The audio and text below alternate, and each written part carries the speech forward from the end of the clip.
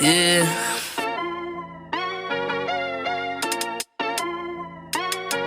Yeah. Look at me.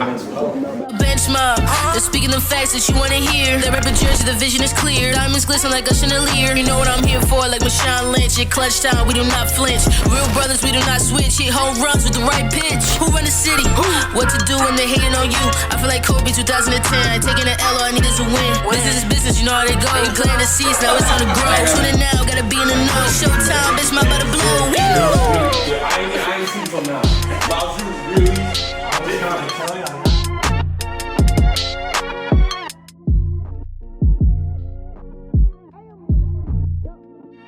Next my podcast. What's up, bro? Say no more. Y'all already know this is a crazy jam-packed episode. We got this dropping at midnight, 1 o'clock in the morning for y'all. Y'all hit us up. Y'all wanted to know what's the bench mob saying about these trades that happened. Of course, we got to talk about James. We got to talk about Ben. We got to talk about a couple of these trades. But of course, we are joined, Big Three, one of our other members. Y'all might see him on the next episode. He was currently, with the trade deadline happening, he had to go to another city real quick. Got traded, so we only got Big Three on. We got Big Three on tonight. You feel me? And Blow my.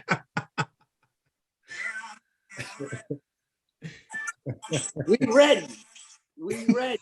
Wow. Smooth operator Davenport. How you doing tonight? I'm doing all right. I'd be better if my team made some moves today to talk about, but it is what it is. Yo, by the way, that was the song of the summer coming up. That was by Freak the Zeke, Zeke the Freak. It's on Apple Music right now to listen to, y'all. Greg Hot Takes sends Mir. How are you doing tonight? Y'all got rid of James Harden. How are you doing tonight? I'll put this simply. I'm doing better than Miles is tonight. That's what I'll say. We made a move. We need to do it. We need to do it, man. I'm ready to talk about this, yo. I've been fuming over the James Harden situation for weeks, so I'm ready to get into this, bro. Like, yeah, let's do this, man. We're gonna break it down, right? So Brooklyn got Ben Simmons, Seth Curry, Andre Drummond, 2 first-round picks, and we know that 76ers got James Harden. They got Paul Millsap. What's y'all initial thoughts when this happened? What grade do you give this trade? Who's the winners? Who's the losers in this trade? When we talk about this Nets 76ers trade, it's a lot of ways we can go with this, but like y'all just pick it up wherever y'all want to start at because it's a lot of ways you can go with this one. I feel like the Nets made out pretty well in this trade, a little more than Philly. I mean, they got James Harden, which of course that counts for a lot, but like Ben Simmons, that's a very good defensive guard, 6'10" guy who can handle the rock and make plays out there. And then you get Drummond and another shooter in Seth Curry, plus 2 first-round picks. So I don't think that the Nets should be upset about having to trade James Harden. Like, it just seemed inevitable that at some point he was going to leave in the offseason, most likely. So now you're getting something for him. And I think you have Ben Simmons for another 3 years, and you can trade him if you want, if this doesn't work. But at least you don't have to deal with the drama of James Harden and making a run at this championship this year. Because you still have KD, you got Kyrie, and we'll see if he can play in more games now that the mask mandate has been lifted in New York. But I think that both parties are going to be happy. Like for Philly, he was just dead weight on this team. Ben Simmons, he hasn't played all season. So now you get an extra guard who can actually handle, make plays, and you're capitalizing on Joel Embiid's, career year that he's having. So they needed to make this move. Both teams needed to make a move. They did. And I mean, now we'll see who benefits more from it. So I don't know if my take on this is gonna be predictable or not. But if I'm just being real, right? The Nets are the clear winners in this trade, in my opinion. Look, you get James Harden in Philly, you pair him up with Embiid. In concept and in theory, two MVP candidates together, it makes a lot of sense, right? It works. Cool. I do think James will go out there and play an inspired brand of basketball. His hamstring won't hurt anymore. He'll be better. It's gonna be a miracle, right? He can go to church about it and talk about it with his group. The Holy Ghost touched him. Great. He'll be healthy again. He'll play good basketball there. My thing is, I'm more convinced that I have the more trustworthy commodity in Ben Simmons than you do in James Harden. If you want to talk about this trade, let's talk about it from that angle. Because if we're talking about it from assets, the Nets won. The Nets got 2 first-rounders. I believe one's unprotected. The other, and they can roll it over. You can roll it 3 years, I believe it is. And the other one, I think, is protected 1 through 8, is what it is. Yo, the Sixers won't be that bad. They're never going to be picking 1 through 8, so they're going to have that first-round pick. This is the reality. They have 2, and the Nets have assets now that they can take and they can trade to another team to get another star. So if Brad Beal becomes available, all right, cool, let's go target Brad Beal, right? Like guys like that, they can make moves. So the Nets have flexibility now in a way that they didn't have before this trade, right? Cool, whatever. That's an angle we covered. The angle we have to cover about who wins this trade long-term is who do you trust more as an asset? Ben Simmons or James Harden in terms of availability, in terms of being able to trust them and to not destroy your team culture? Who is it going to be? If you ask me, I think the answer to that question is easily Ben Simmons. Let's go over the track record, shall we? Harden has left Chris Paul. He's left Russell Westbrook. He's left KD and Kyrie now, right? Yo, this guy there's always something wrong. With Chris Paul, they almost dethroned the Warriors and they could have won a championship that year. And then the next year, he wants him up out of there to trade for Russell Westbrook. And Russell Westbrook comes over and it doesn't work then too. And he wants to dump him off at the same time. That's what we're talking about. We're talking about a guy who you can't trust. He's going to come into your team and he's going to flip that thing upside down completely. And it just throws off the whole camaraderie of the team completely. I mean, that's what we're dealing with here with James Harden. James Harden has a track record now. This is who he is. When things get hard, he wants to leave. He quit on the Nets mid-season. You think about it, mid-season, he has an opportunity to leave. He can leave this summer. He quits on the mid-season, right? Doesn't see it through and goes to Philly, where I would argue that his chances to win a championship are worse than it would have been playing with the Nets. And sticking it out, if you get a healthy KD and the mask mandates lifted in New York and Kyrie's back full time, when those 3 play together, they shred everybody up. It really was scary hours. It's real. So the idea that all of a sudden, you just dip out middle of the season and all of a sudden none of that stuff matters is crazy to me. So Ben Simmons, what you said? Patience is a virtue. He could have waited. Yeah, he could have waited. I mean, he absolutely could have waited it out and gone to Philly in the summer and just waited and saw if he could win a championship with this group, which is very possible. But it goes to show you that winning is not his main priority. James Harden has never made decisions solely based on winning championships. It's never just been about that. James Harden gets a thrill out of going into arenas getting 50 points. He gets a thrill out of going into arenas and having the ball in his hand and dribbling the ball for the most of the shot clock and kicking out the shooters. He likes it being operated around him. Morey made every decision, practice schedule, what they ate, what time they flew into to away games and flew back home. All of that was based around James Harden in Houston. That's the reality. He got used to a certain lifestyle being that guy, being the only guy. And when it wasn't the case in Brooklyn, and then of course you add onto it that Kyrie's not playing every game by choice, and you add onto it the fact that KD's been in and out, it's just easy for him to turn his back on the situation and walk away. All right, cool, I'll go be the man. I mean, he knows he may not win a championship this year. He knows that. He knows he threw away a better opportunity. He knows that. Let me ask y'all this, and we talked about it in the chat. Our listeners, our viewers, when they watch this, when we look at the careers, and you just mentioned it, James Harden was very comfortable and got to a lifestyle of being the man, everything being centered around him, right? Yeah. Is that not one and the same with what Russell Westbrook is? Russell Westbrook used to being the man, and we're not talking about the talent now. Obviously, right. Same in the talent wise, but Westbrook, I mean, by all accounts, Doesn't he seem more comfortable and want to be back to playing OKC type of basketball? Same with Harden. Everybody knows he probably would like to go back to playing Houston basketball, where it's revolved around him. I think when you look at the media, when you look at what has been said about the importance of winning, that pressured him into going to Brooklyn. That pressured Russ to go into LA, because they know once they retire, that ring conversation is going to follow them for their whole career if they don't get a ring. And I mentioned this in the chat. You can't tell me for 1 second, as reverend, as praised, as worshipped, and he shouldn't be, but as worshipped as Kobe Bryant was, for Kobe to tell the interview on national TV, I like James Harden, I like his game, but he'll never win a championship that way. I think that touched a little part of James Harden's soul. A little bit, and factored in his mindset and his thinking of, hey, I got to win a ring.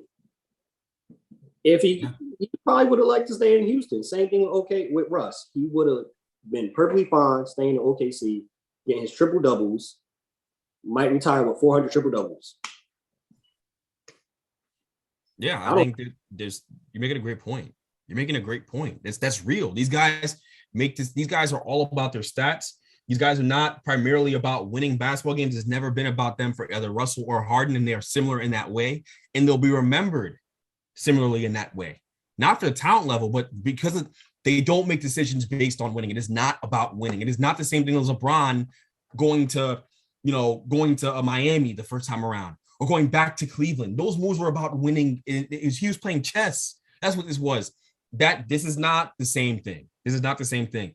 And to my point before about the more reliable asset, and that's what's going to decide this trade, Ben Simmons was healthy. He played outside of maybe one season. He had an injury, I believe. I think it was his rookie year. He got hurt. He's been available. He's one of the best defenders in basketball. He's an all-star. He's an accomplished player. The only thing we talk about is he has a huge wart in his game. He doesn't shoot the ball. But, he's available. He's there. He was an asset. Things only went left when he felt like his team didn't support him anymore. It wasn't like he just quit on them for no apparent reason. It wasn't like he made himself unavailable for a reason that wasn't valid. I think that him not feeling validated in the situation to some extent is fair. I understand it. Would I have done what he did? No, I would have played. I think a lot of people would have played through it, but that's not where he was at. That's fine.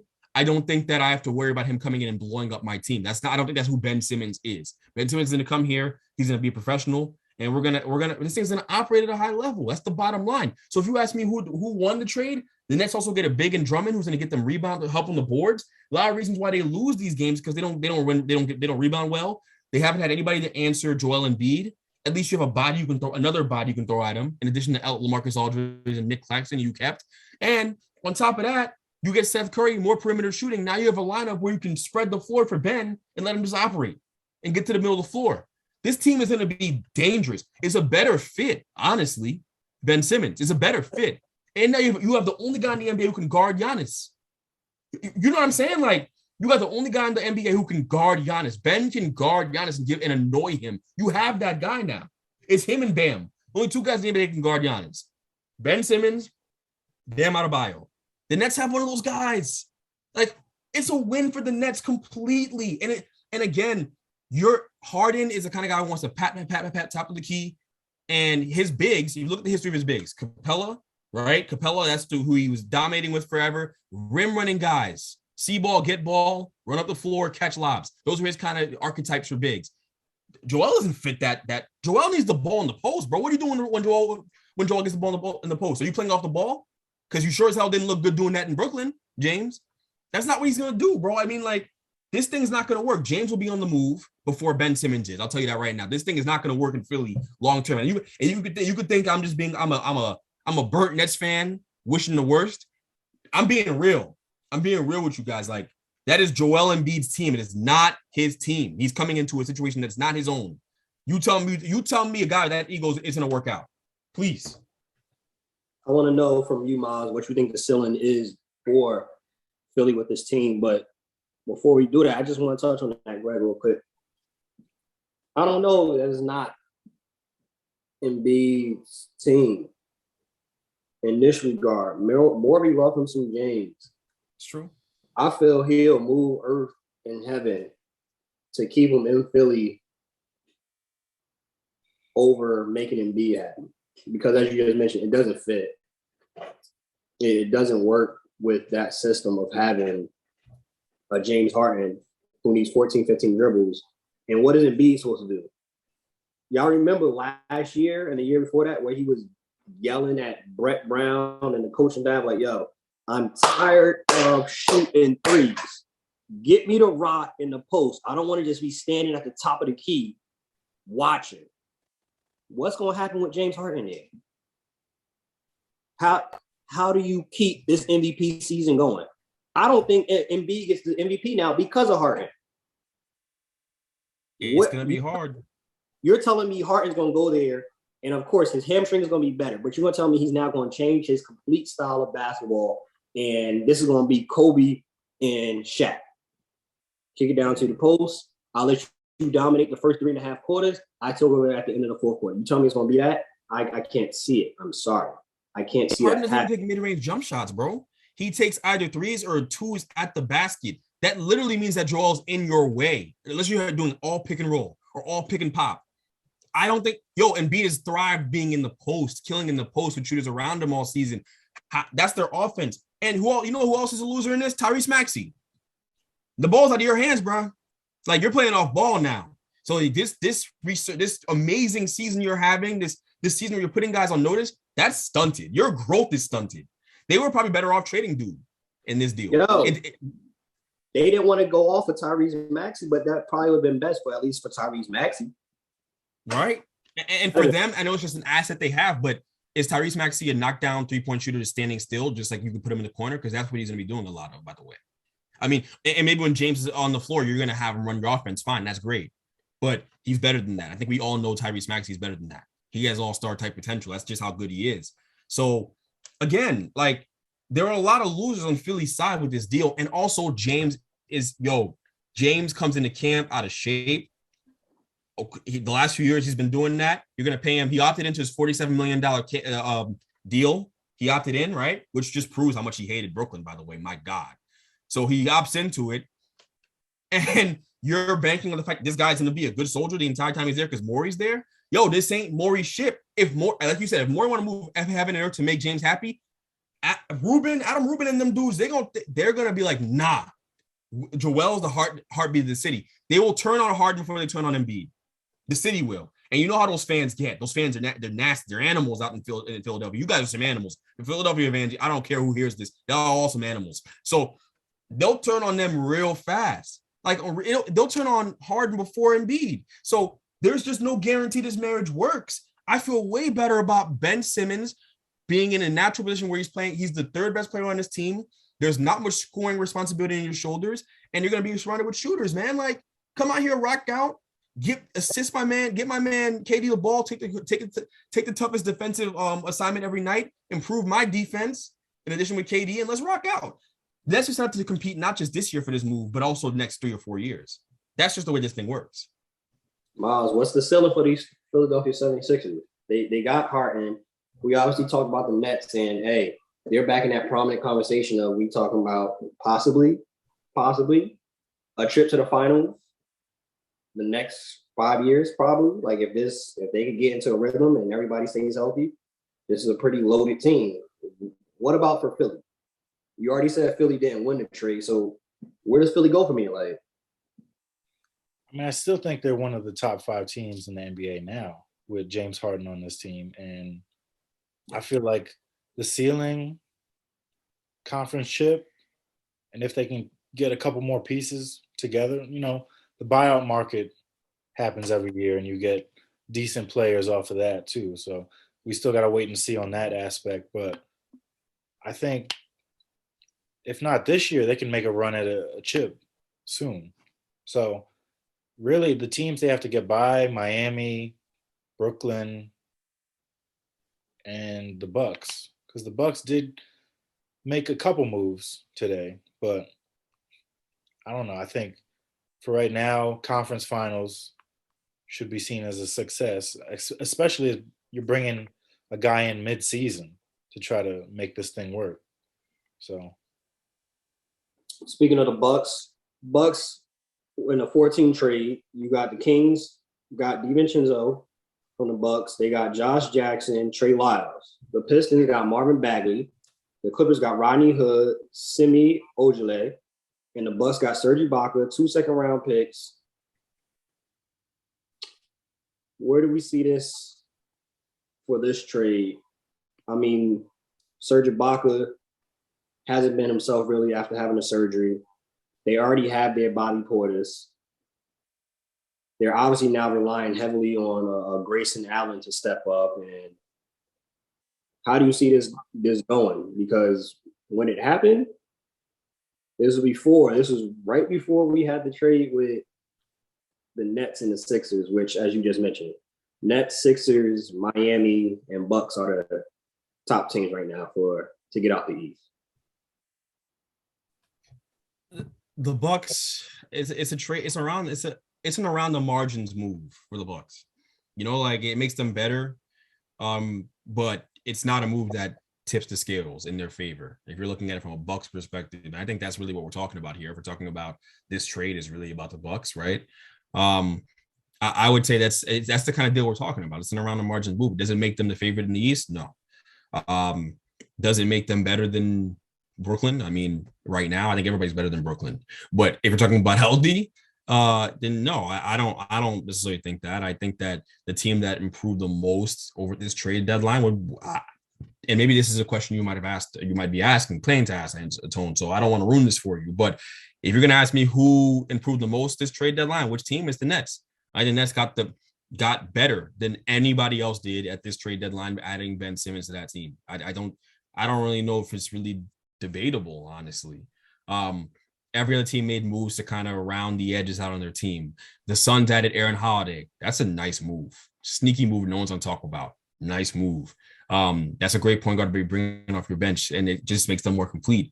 But again, that's an around the edges move. That's not a move that is a change to your core, and not a move that's going to change the way you play as a team, or elevate your level of play overall, right? To a point where, like, oh my God, let's stop the presses. Like that move was a Nets move. But I think Serge helps them. Serge has some rim protection. You guys mentioned before Brook Lopez hasn't been playing, so it adds some rim protection, although I don't know if Brook is necessarily known for blocking a million shots.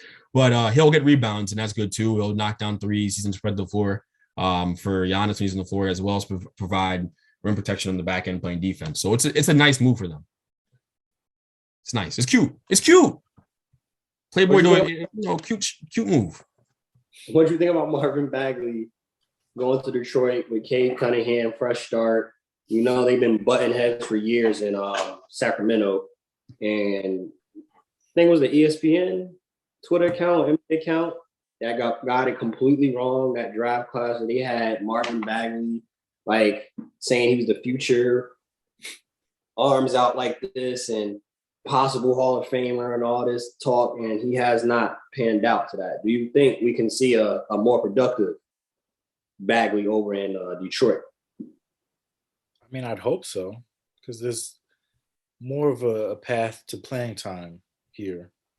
And I think that Sacramento Kings, it ran its course.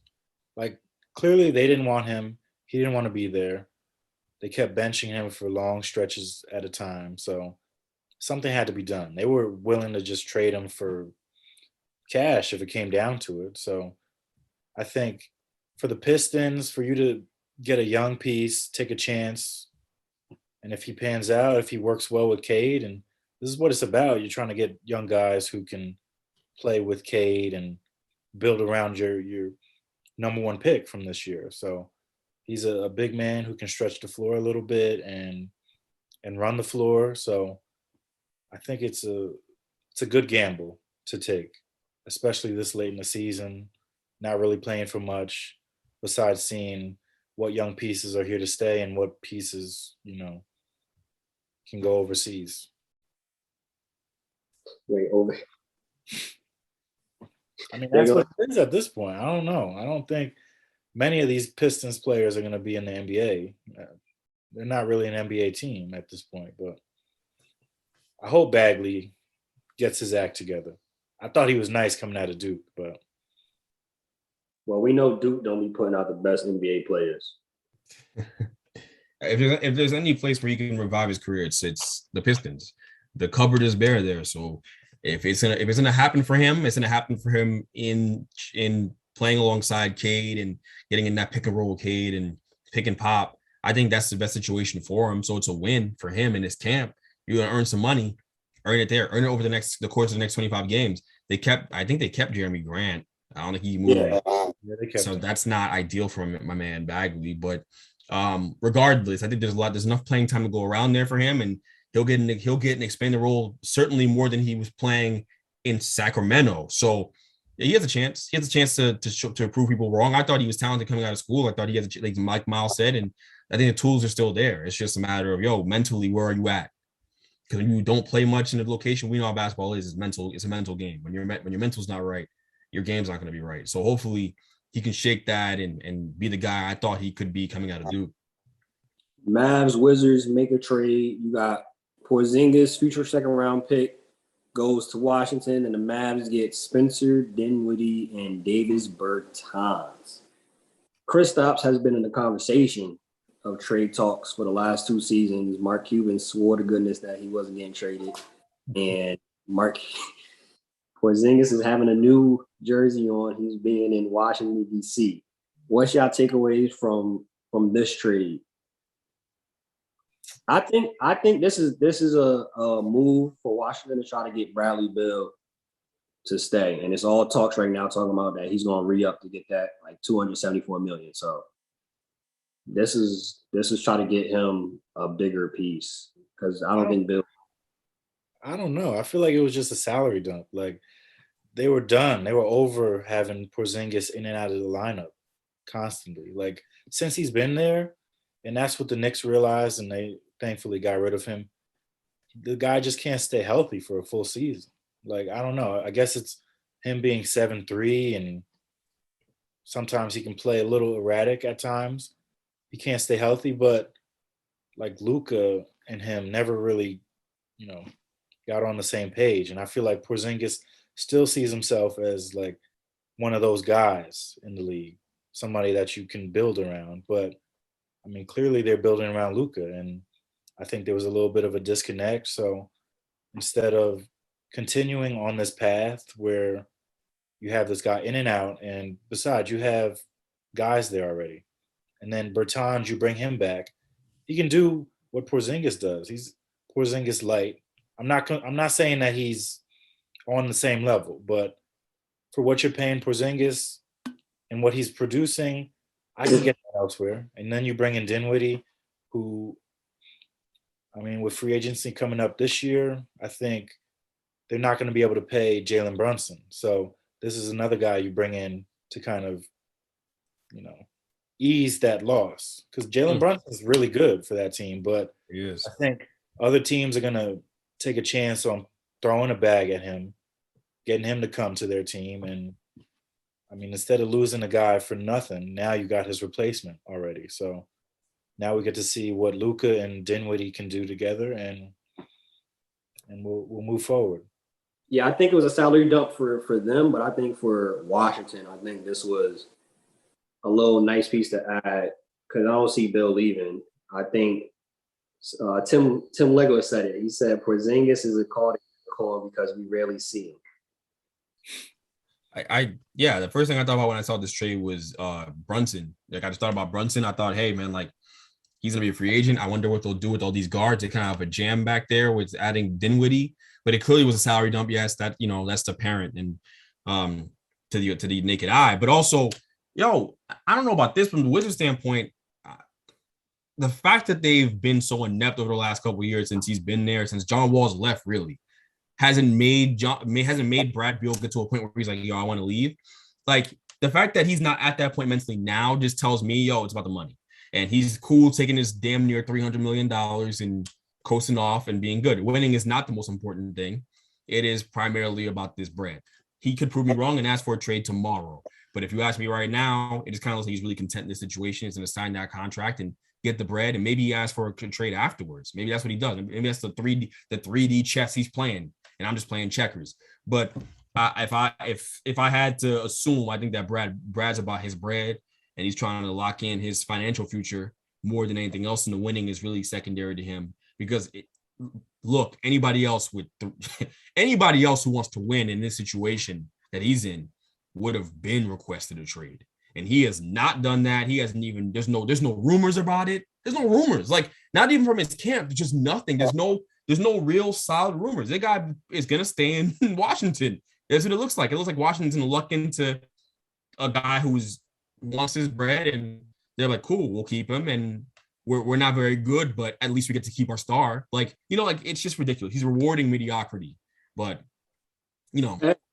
Other thing too, you mentioned the point guard situation. I don't know if y'all heard Goran Dragic got bought out, and it's a favor that he's going to Dallas. That's interesting. I think there are better opportunities out there for Goran Dragic than that to help teams. I think the Lakers really going after him. It's not a better situation, but they got to consider it. What do you say? It's connection with it's Luka. Yeah, both Slovenian. Yeah, and again, what you need is I saw that, and I thought to myself, okay, cool. So Dallas needs another guard. That's the solution. Another guard. Like, what are we talking about, guys? Like, you're gonna go in the playoffs and be a one and done or second round exit. Like, all these guards, it's just a backlog. It doesn't make any sense at all. I think Goran Dragic is needed in other places. I think there are locations for him. I think the Nets or the Lakers are two places he can go and make an impact and earn another contract if he plays well enough. Because Goran Dragic right now could start over Russell Westbrook in LA. That's how bad things are in LA. So that's what we're talking about. He has an opportunity to go get some bread. Don't do the dumb thing and play off emotion. You can go see him. You can go smoke hookah with Luka. Oh, smoke hookah with Luka. You can go smoke hookah with Luka later on. It don't got to happen now. It's okay. You guys link up in Slovenia after the season. You know how Luka loves his hookah.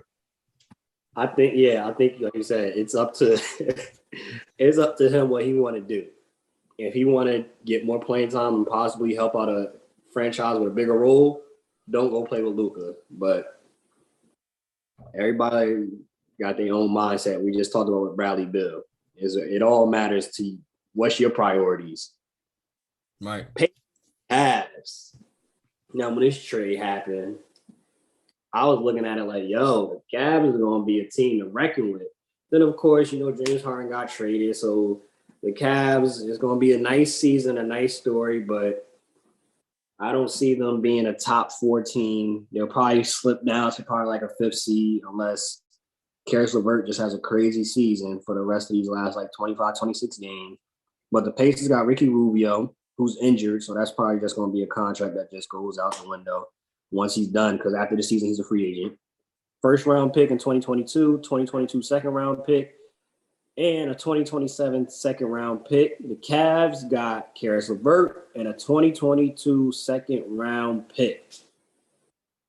What was your takeaways from this trade? What you graded? Who's the winners? Who the losers? I think this just seals Colin Sexton is no longer a Cav. That's the main thing I took away from it.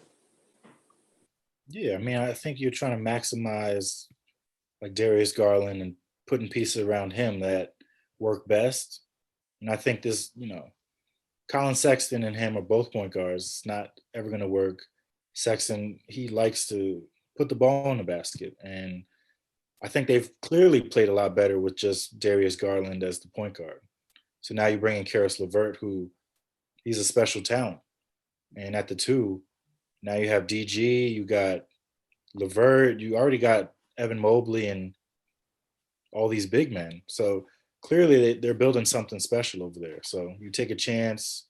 Hopefully LeVert is there to stay and you build this thing the right way.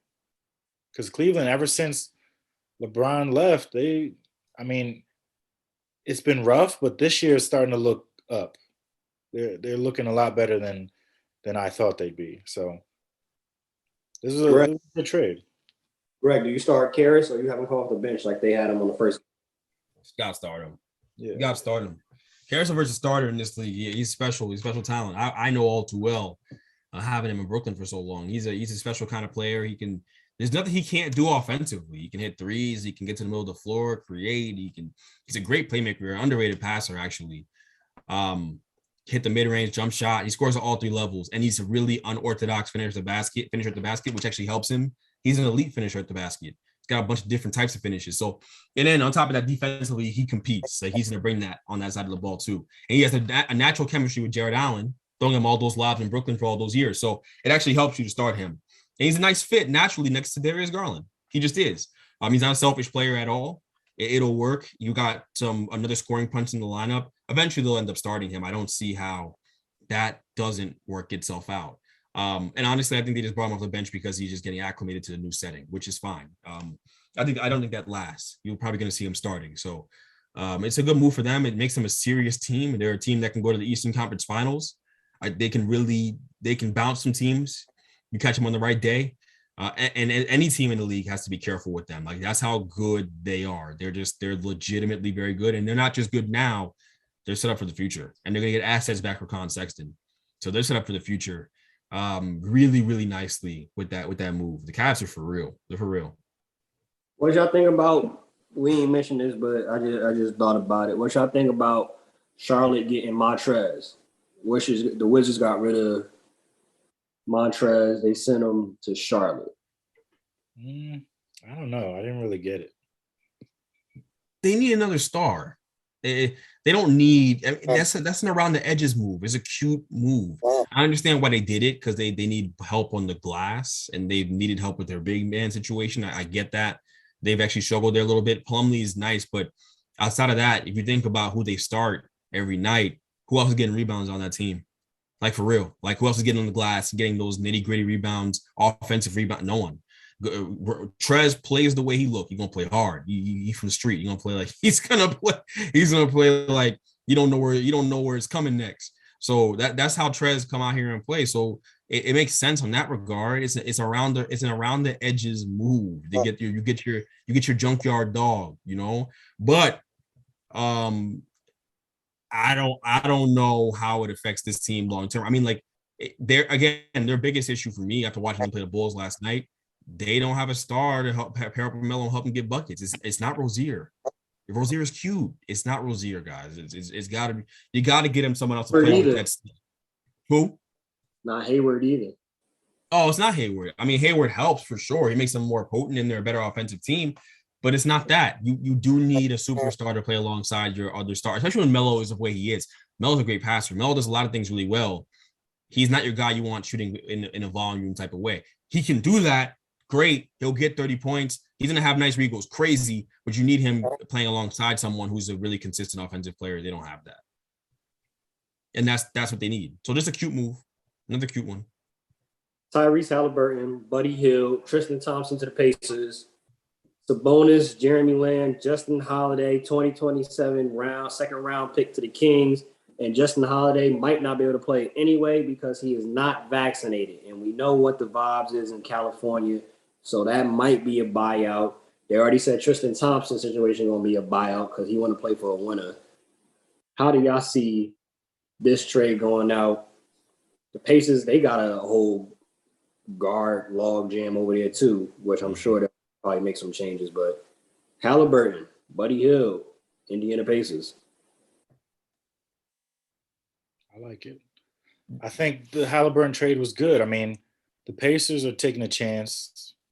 They had all these really good players that you can, take advantage of and get pieces back for. And clearly they're not competing right now. So like some teams in this league, you got to blow it up at some point. So now you get Tyrese Halliburton back. I mean, it doesn't hurt as much to give up Sabonis because, I mean, during his time there, you're probably not going to be competing for a chip. So why not reset things, get some picks back, get some young players back, and build another young core. And from the Kings' perspective, they haven't had a power forward over there really in a long time. That's been able to do. Yeah, since C-Web. So they've had all these guards, and you knew at some point one of them was going to get traded for somebody. So now you get Sabonis, who he's really a special talent. Like he's really good in this league. And now we get to see, I mean, it looks like they're trying to compete for that play-in spot. And I think he should help them get to that point. I don't know if that's the best course of action here, but I mean, the Kings, they got to win. They're not going to attract free agents just off the strength of, I mean, I don't know. I don't know if they have any strength attracting anybody at this point. So they got to start winning. And they're kind of in the same position as the Pelicans. Like, you got to win. Otherwise, your young talent is going to want to sign elsewhere. So, Greg, I know you big on Halliburton. Did the Kings drop the ball on this getting rid of Halliburton so soon? Yeah. I think simply put, I couldn't believe when I saw this go through. I didn't think that Halliburton was going to be the guy on the move.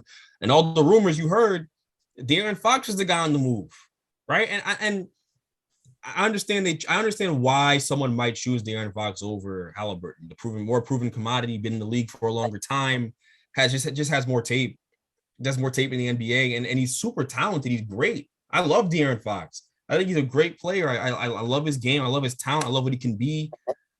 But Halliburton makes them better in a way that I don't know if Fox can. You think about, his ability to shoot. He's a damn near a 40% three-point shooter with that shot, with that Tyrese Halliburton. With that shot, that little form you see, he's hitting almost 40% of his threes.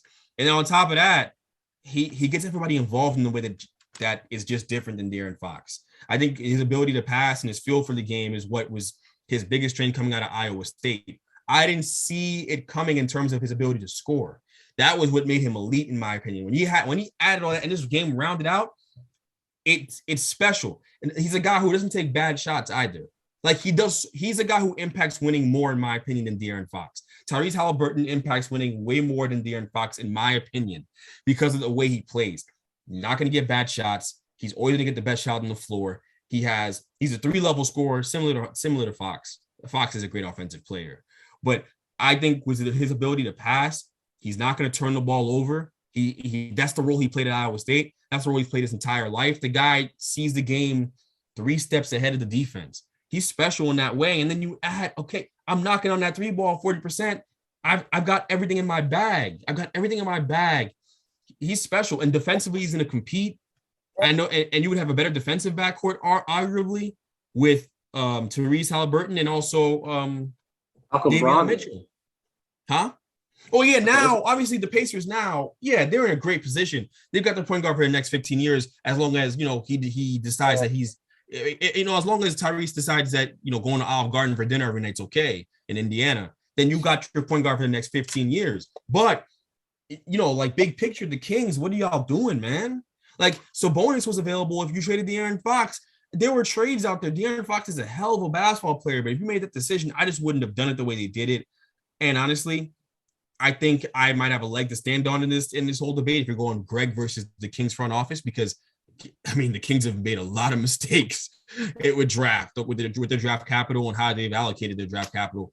I think that I have a strong leg to stand on here. So I think Tyrese Halliburton's going to end up being the better player long term than De'Aaron Fox. But I love De'Aaron Fox, and he's a great player, and I hope it works out for both teams. I know that the Kings are in a good spot with Sabonis. He's special. But Tyrese Halliburton letting him walk, that is – and look, it's not just me. The rest of the NBA was shocked too. Okay, everybody in the NBA circles was shocked. Woj said it. So everyone thinks as highly of Tyrese as I do. I think he's a future perennial all-star cornerstone type player. I feel like it also tells you how much they like Davion Mitchell, because they just drafted him and he hasn't really shown like everything, because he's playing behind De'Aaron Fox, playing behind Tyrese. But like everybody remembers that run from Baylor last year. Mm-hmm. Like he's special. So you don't take that risk unless you know you have something in place of Tyrese. And I think Davion Mitchell, now he's going to get a chance to start. He's going to get a chance to make plays. And I mean, he's a very good defensive guard as well. So this helps them pretty well. And it eases that loss of Tyrese, because now you're getting back DeMontis. I like that guy, man. Really good player. Really good player. This trade, we didn't see eye to eye on this one. Pelicans, Trailblazers. Pelicans got CJ McCollum, Larry Nance, Tony Snell. The Blazers got Josh Hart, Tomas Satoransky, Nickel Alexander Walker, and Didi Luzada. I was not moved by this trade at all. This is what we just mentioned with the Kings. This is what, to be a playing team, New Orleans? This is to be a playing team, essentially. No knock on CJ McCollum. Very good talent, very good player, scorer at all three levels. He's going to hit throughout the year. He's going to give you 10, 15 big shots. Okay, cool. Good. Great. Zion still somewhere in Oregon. They say he's working out, training. Cool. Great. My biggest thing, even with Zion coming back, what's the ceilings for this team? You have a talent like Zion. What are we talking about? Even with Zion back with this roster, 8 seed, 7 seed, 6 seed. Even when Zion was there, they was not winning. With Zion averaging 70% from the field, missing 2 shots a game, getting 18 free throw attempts, 14 boards, running through his sneakers, they still weren't winning. I think, I mean, I'm gonna go here. I think that CJ, I've seen CJ win a playoff series before. I've seen him do it. He's a special talent. I love CJ. CJ's one of my favorite players in the NBA, for real. Probably one of the most skilled guys in the NBA by a long shot. He's in like the top 2%. You add him with BI, who's grown into his own. BI is also special. We know what Zion is when he's healthy. We know what that dude's going to be when he's healthy. He's going to give you 27, 10, and 4 assists, 5 assists on 60+% shooting around the basket. Now, that's look, his health is a question mark. If anyone's skeptical about that, I understand.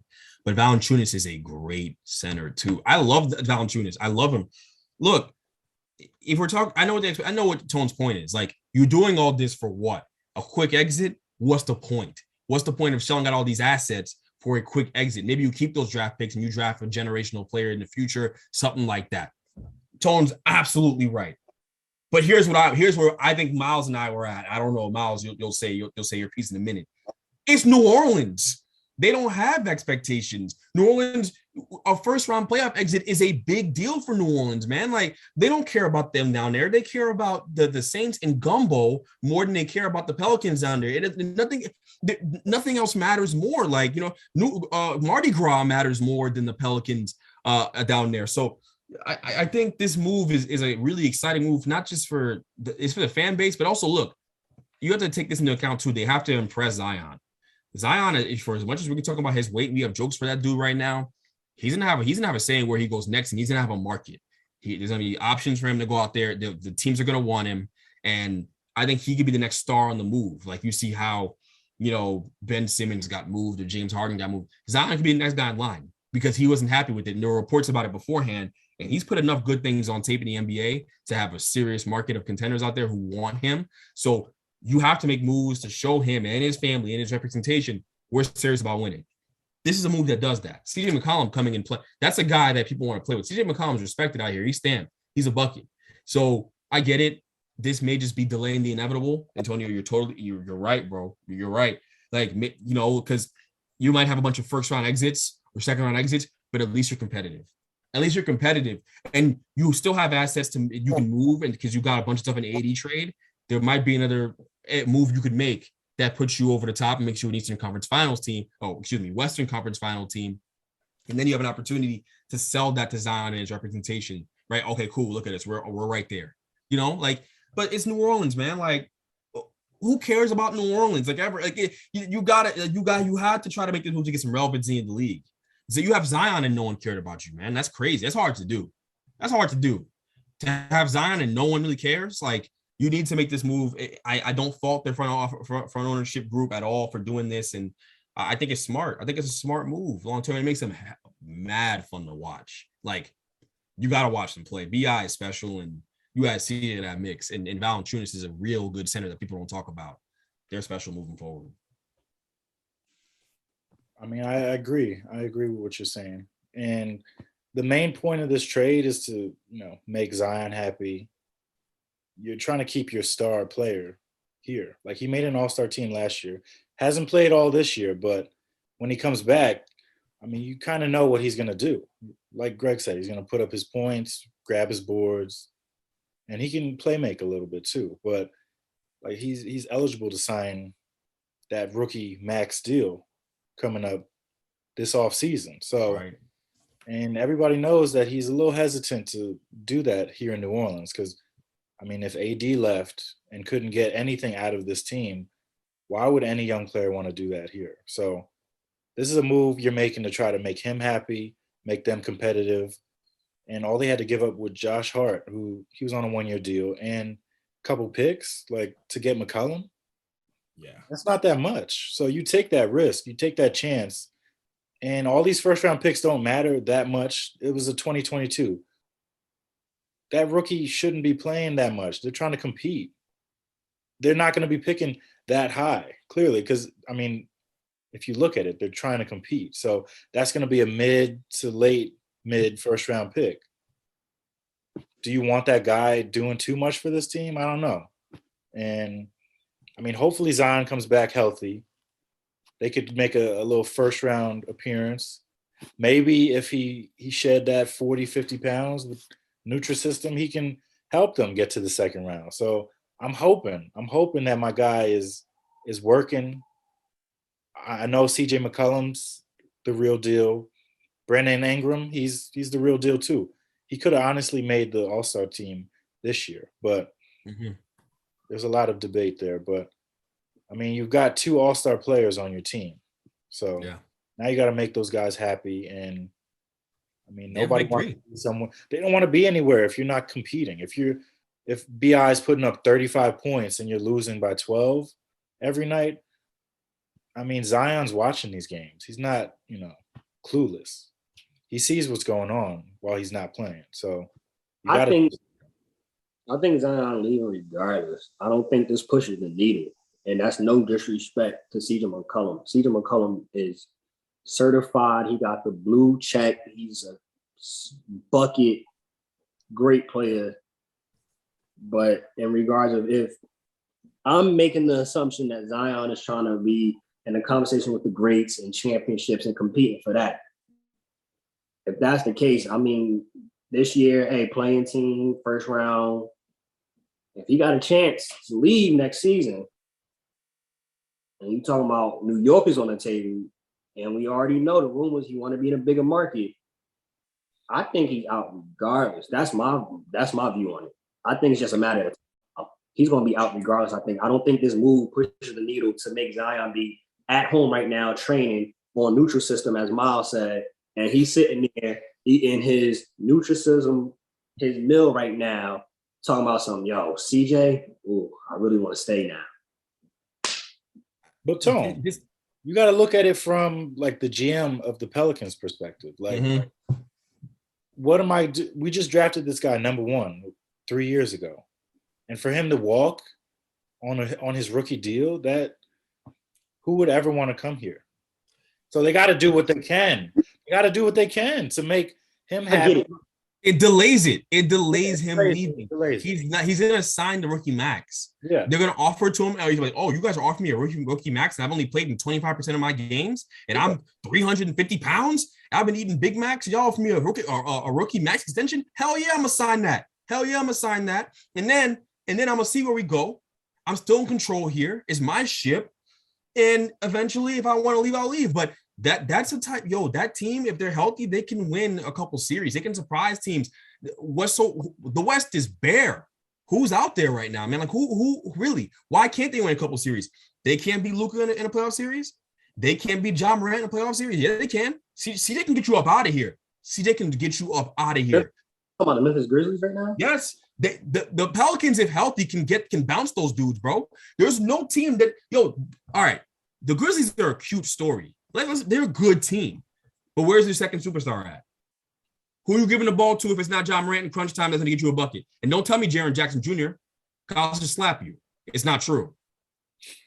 It's just not true. Like there are these teams. These teams aren't that good, bro. Like in the West is bare. Memphis is deeper than the Pelicans.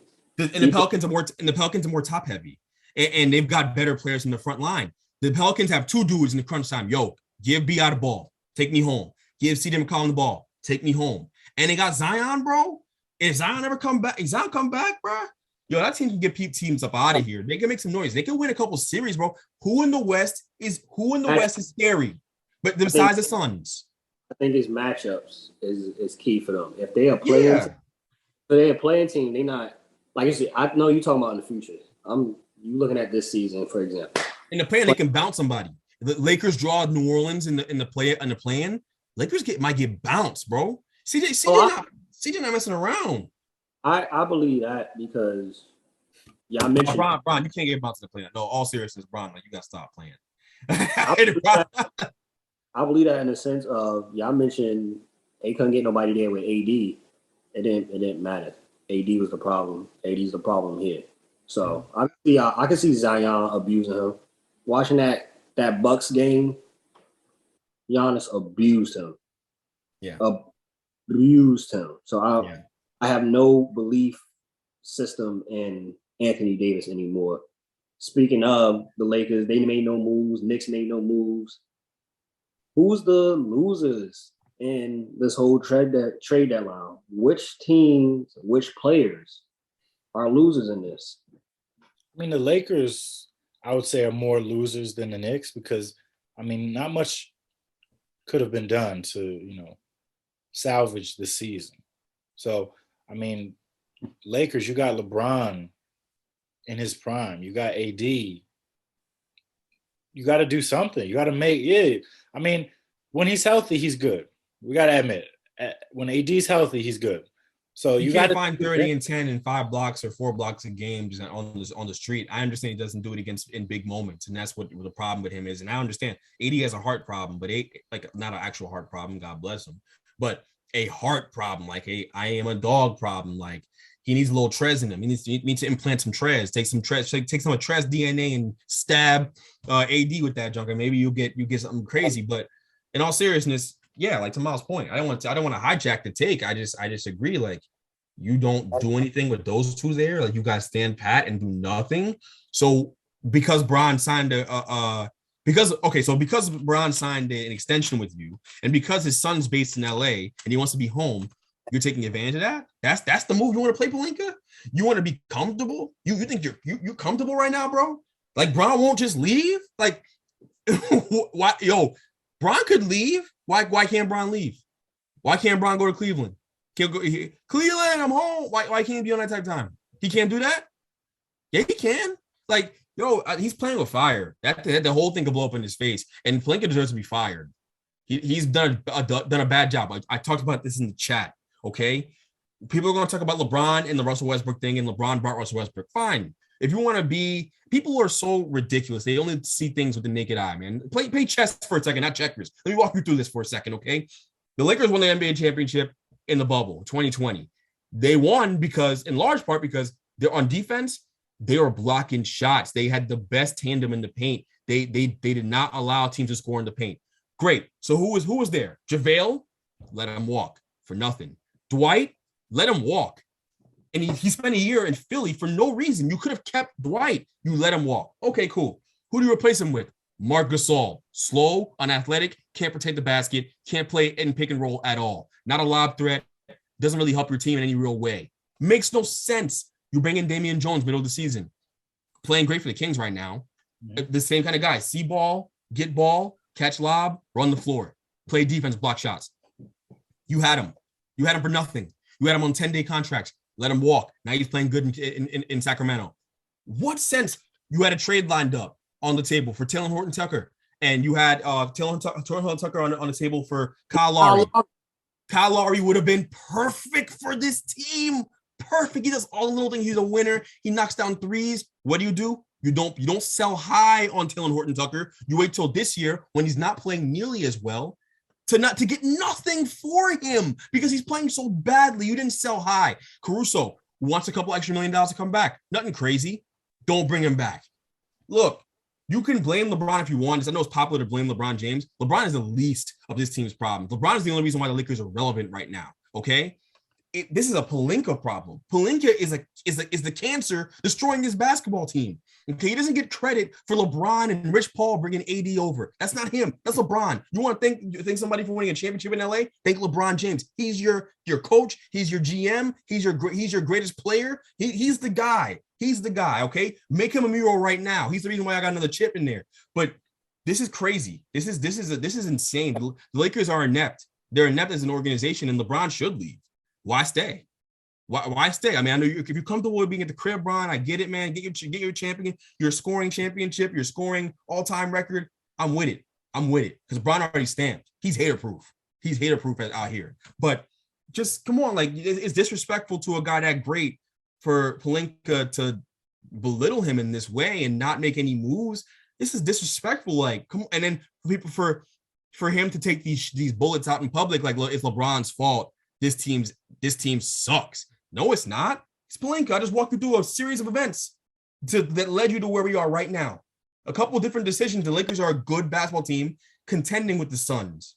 You're not competing with the Suns? But what are we talking about? Like, it's crazy to me.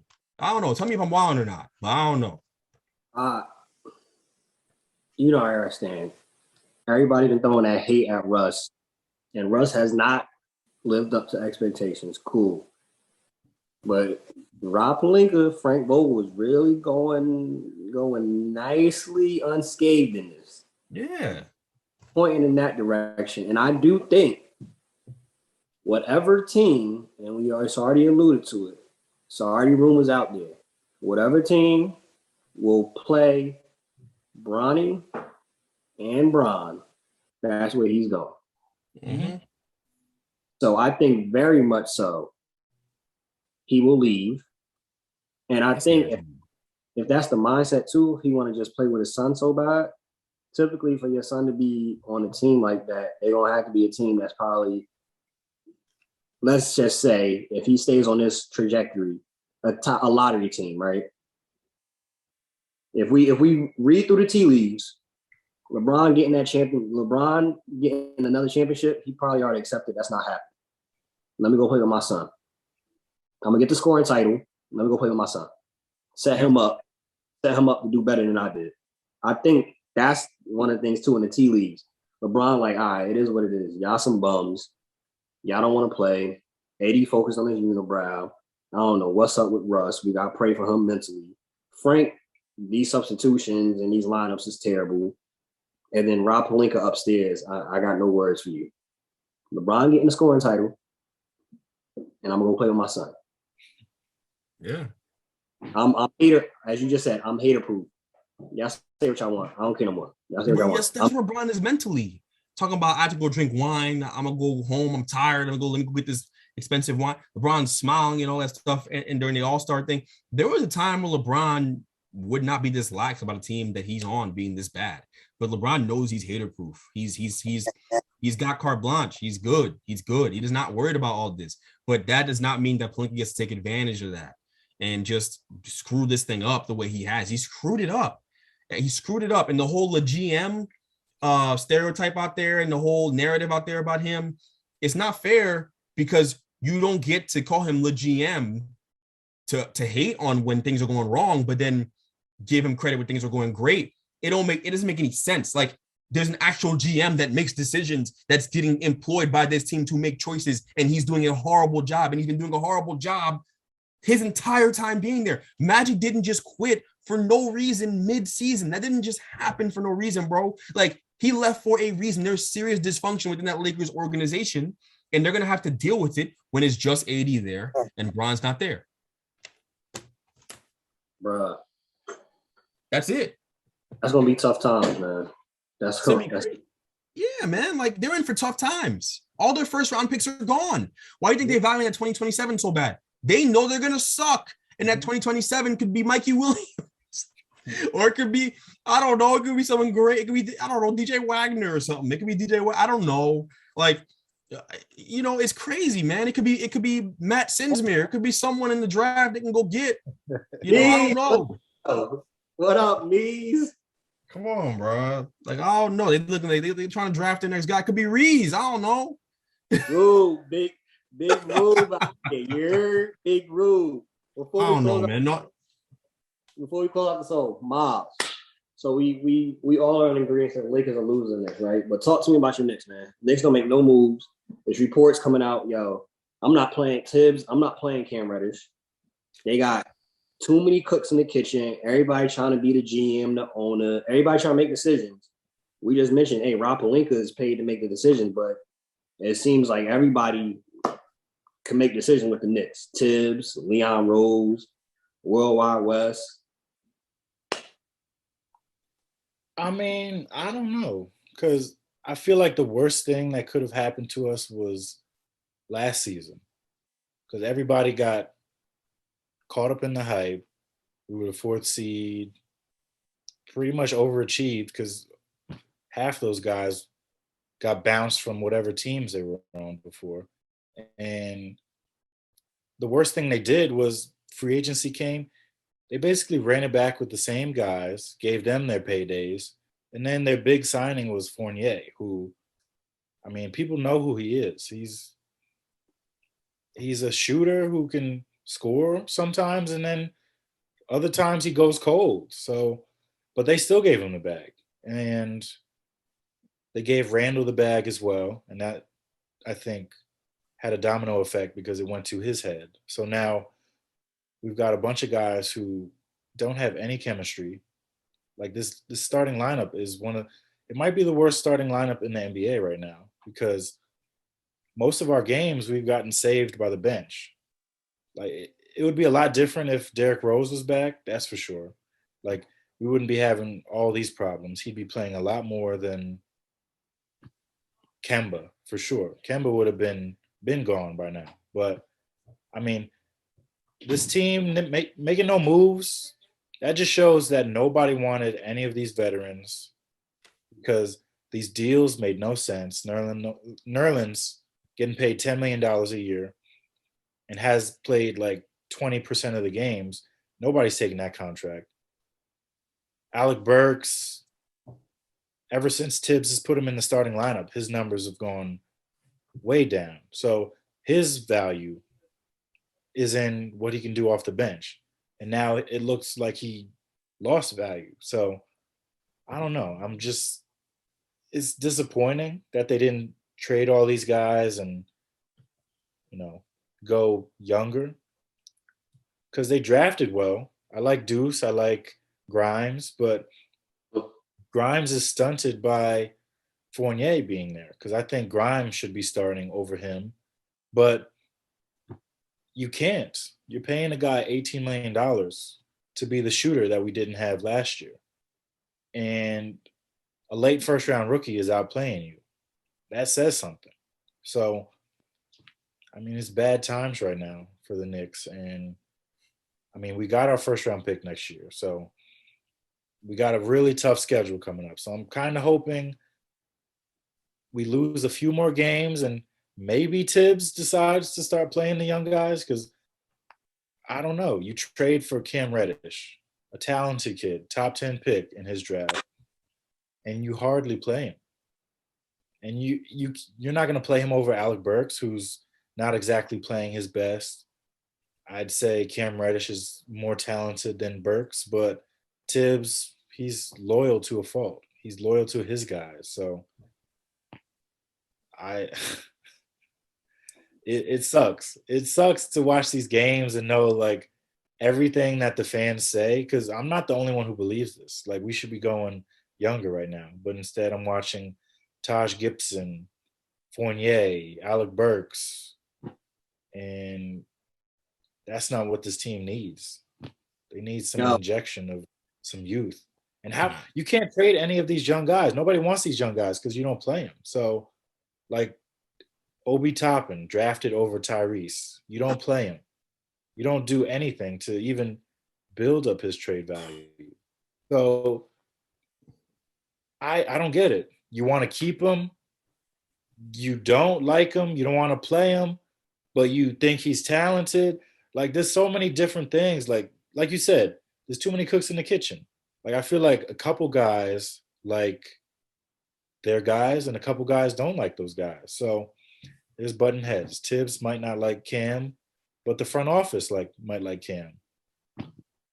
But they can't, cut Tibbs off and make him play guys. That's not how Tibbs is going. He's going down with the ship. I'm going down. Nobody's gonna force Tibbs to do anything. Can I keep it a buck though? Just one thing that came to mind today, thinking about the Knicks situation, and I know Knicks fans don't want to hear from me. I understand. It's cool. I don't want to talk about y'all either. I don't want to hear this. I don't want to. You don't want to hear from me. But look. Just tell me if I'm wilding, and you're gonna say I'm wilding, but the reality is it's true. You'll come around. Yo, the best asset they have, the best young asset this team has to trade, to get anything in return. I don't want to hear this. Is your boy Rohan Barrett, whatever, Rohan Barrett Jr. That's the best asset y'all have. It is to get anything in return, man. What? So we're gonna trade him, and what are we left with? Just a bunch of vets and. Is the situation that great right now, Miles? Like, I don't understand. Wait, hold on. So look. Here's a problem with the Knicks. Okay, if y'all went young and lost a bunch of games and we're in a lottery position, great, cool. That might still happen. Let's hold out. But the only young guy on this team that people want, the only asset y'all really have, Evan Fournier is not an asset. Alex Brooks is not an asset. Nerlens Noel is not an asset. Okay, what's his name? Randall's really not an asset at that money. And with the issues he's displayed in New York, what's the return? What's the return? If you can trade him, sure. What's the return? Are you getting a great player? Take a loss on all of these guys. You're gonna have to take a loss and double down that free agency was a dub this year. Like you guys made mistakes, and they're trying to admit that they made mistakes by making all those guys available at the trade deadline. But it's too late. Like people already see that it's not working. So why are they going to give you value for these guys? You're going to have to throw in picks. You're going to have to throw in picks to get these guys out. I'm saying, yes. That's what you should be doing. Precisely. And that's the problem. The Knicks have put themselves in a corner with bad free agent decisions and also bad drafting, quite frankly. So now they don't have enough assets to make this team better. So the only way you can make this team better is by taking the one young asset you actually have and flipping them for something of actual consequence, whatever that may be. And the way you do that is you fatten them up, right? You let him play. You let him play as many minutes as possible. Let him go. Hey, RJ, go get 40 again against the Lakers. RJ, go get 40 again against whoever's going to let you get 40 out there. And then as you continue to play better and better and better and build a resume for yourself, right? And you start to get a better rapport, right? You set them off. You set them off and you bring back assets to rebuild this thing. Because let me tell you something, bro. You cannot live in a world as a fan. Tyrese. We're not trading him like Halliburton. It's not the same thing. RJ's not that good. Yo, what you need to do, yo, you cannot live in a world as a Knicks fan where RJ Barrett is your best player. It does not work. There is no simulation where it makes sense. There is no world God created where it makes sense. You can't move forward that way. You have to move on from RJ Barrett at some point. You let him go crazy and then restart this thing, man. There's some nice young players coming up. There's some nice young players coming up in these next couple of drafts, bro. What do we mean? Like, there's guys that are going to be better. Jabari Smith. There's guys out there, man. Try to flip them for a higher draft pick. Make an exchange. If some team's stupid enough to fall for it, that's what you want to do. That's what great GMs do. If I own the Knicks right now, I would do it. I would flip RJ for a higher pick in next year's lottery. Some team don't believe me. I'm going to make him a catfish. I'm a Manti Taylor situation. That's what I'm going to do because y'all be believing this. Like, I'm telling you, bro, like this is the best. RJ Barrett cannot be your best asset. If you told me in the summer that RJ Barrett was going to be your best player, I would have been like, oh my God, you guys are screwed. And look at that. You guys are screwed. You guys are actually screwed in real life. Like, it's not good. So it's not getting better, guys. Like, if you're not going to let all the young guys play, because Tibbs is not of the mindset of rebuilds. It's not getting better because of what's around him. It's not because of him. He's showing that he's a really talented player. I'm willing to admit that. I'm not disagreeing. What I'm saying is, this is your one asset you have to get something good back in return. You flip him. He's not untradeable. He's not untouchable. In what world is RJ Barrett untouchable? Why are we doing this? If you trade him, that's setting you back 6-7 years. Maybe you guys are already back. You guys are already losing the race. No. That's the problem. So they'll trade these guys in the offseason. Who? If you can. What do you mean? Where? Who? To somebody's going to take him. Who wants Evan Fournier for $18 million a year? Who wants that? Somebody will take him. No, they won't. Stop being delusional. No one wants Nerlens Noel. No one wants Nerlens. Yo, you guys can't get rid of these guys. Yo, it's stuck. So what you do is you package it with your nice young shiny piece, and you get something great, a top 5 pick, something great in return, and you break it down and build it up again. The Knicks did this to themselves. You fell in love with a team that, it was a catfish. Last year was, it's COVID, bro. It's COVID. It's COVID regular season. There's no fans. Come on, bro. Yeah. So 3 things. Sidebar: A-Rod wins another MVP. Luka goes off of 51 tonight, and to end the show, I think the biggest loser in all of this that happened today, the absolute biggest loser, is John Wall. John Wall will still be on the highlight tapes with Taylor Sports Group and Michael Beasley. We them ones looking good and not able to play anywhere. Houston is doing my man dirty. Free John Wall. If you stay ready, you don't gotta get ready. Bench mob, we out. Peace. Peace.